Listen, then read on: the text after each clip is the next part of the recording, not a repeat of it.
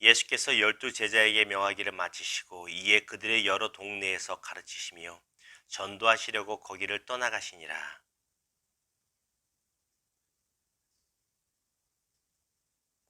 예수께 여짜오되 오실 그이가 당신이오니까 우리가 다른 일을 기다리오리이까.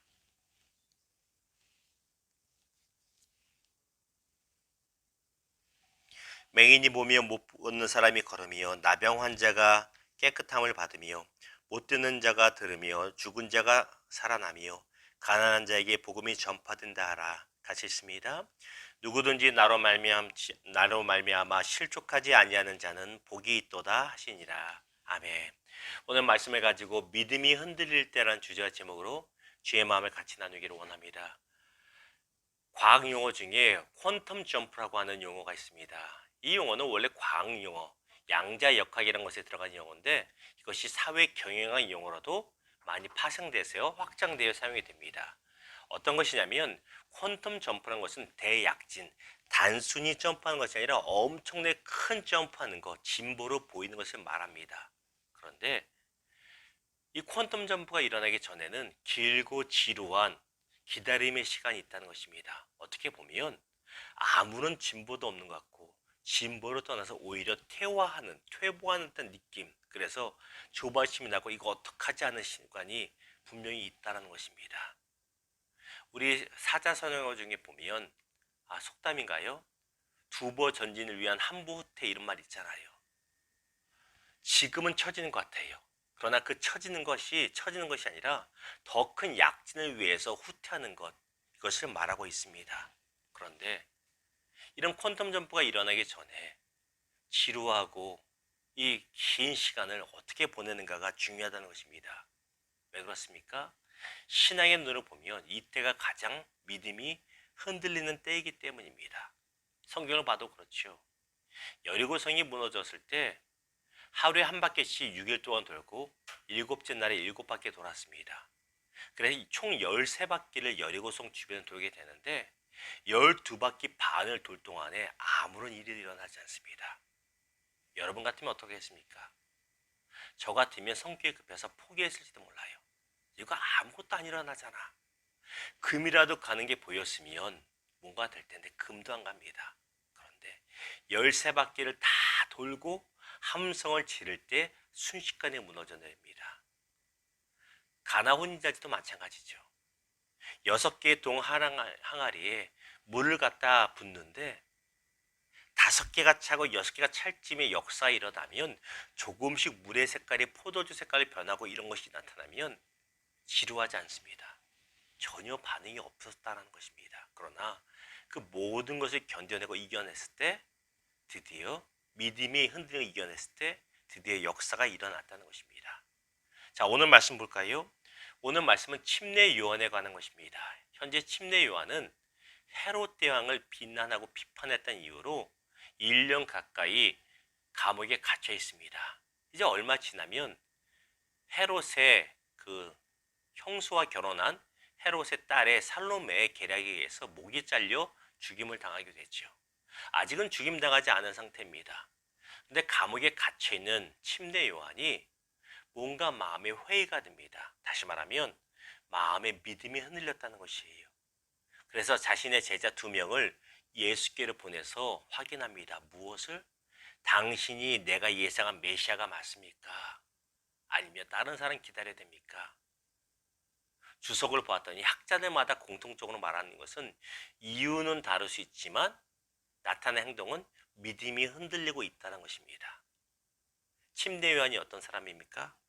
오늘 9절에 보면 침례 요한은 어떤 선지자들보다 큰 사람이라고 예수님이 칭찬하는 사람입니다. 그런데 그렇게 믿음이 좋은 사람이 할지라도 길고 지루한 시간이 계속되자 믿음이 흔들리는 경우가 나타났다는 것입니다.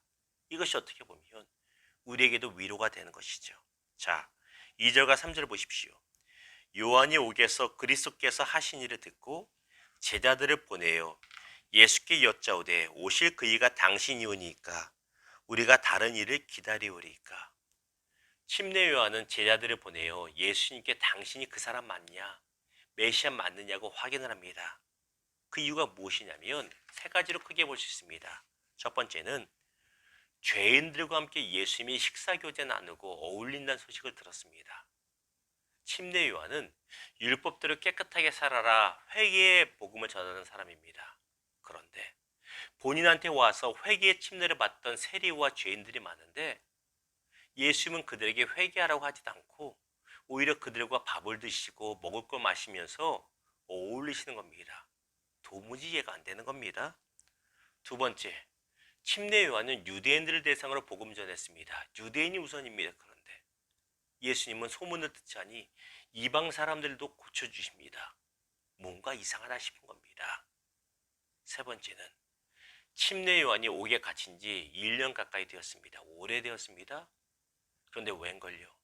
예수님이 한 번도 격려의 메시지를 보내준 적이 없어요. 이게 아마 제일 서운할 겁니다. 학자들이 많이 이 부분에 대해서 말하고 있어요. 침례 요한과 예수님이 어떤 관계입니까? 친척입니다. 여러분 아시죠? 침례 요한이 예수님보다 6개월 먼저 태어난 사촌이에요. 사촌지간입니다. 사촌 형입니다. 사촌 친구, 형제입니다. 그런데 모르는 사람도 감옥에 와서 사식이라도 한번 넣어주고 면회라도 했을 텐데 예수님은 어떻게 격려의 메시지 한 번 없었대요. 그게 서운했을 것이다. 적잖은 학자들이 이 의견을 들고 있습니다. 내가 생각하는 예수라면 이러지 않을 텐데 이럴 수 있을까?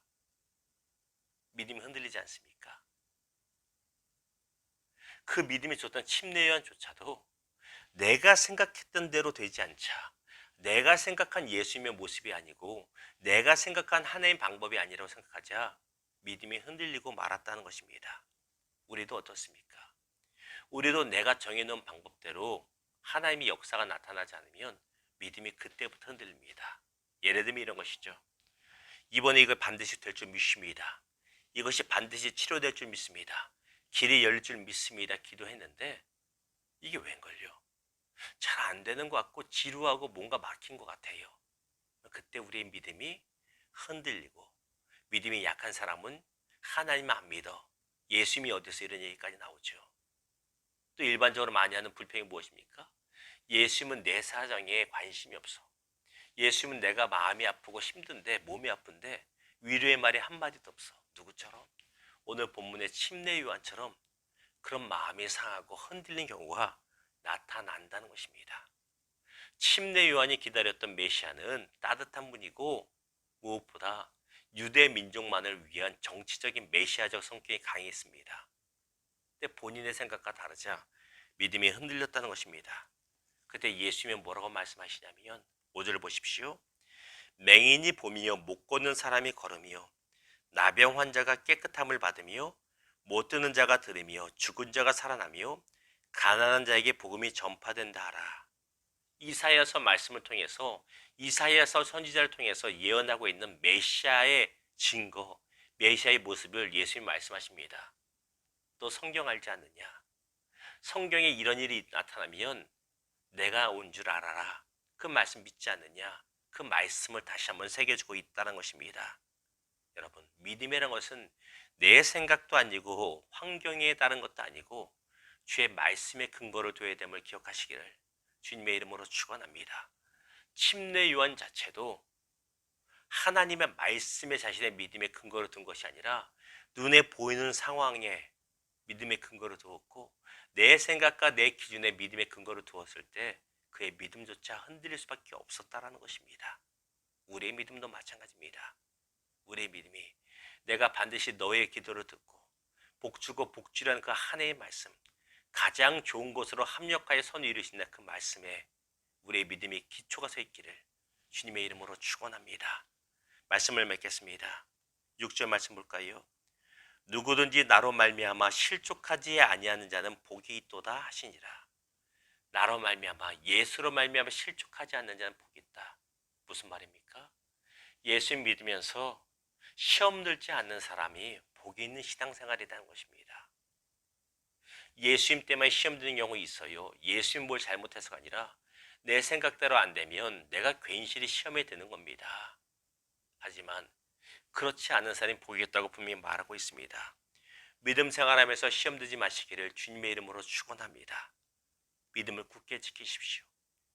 야고보서 1장 4절에 말합니다. 인내를 온전히 이루라. 이는 너희로 온전하고 구비하여 조금도 부족함이 없게 하려 함이라. 우리가 잘 아는 것처럼 모죽대나무는 1년 처음에 씨를 뿌리고 나서 장장 6년 동안 아무것도 자라지 않는다고 그래요. 아, 씨앗이 다 썩어 죽었구나.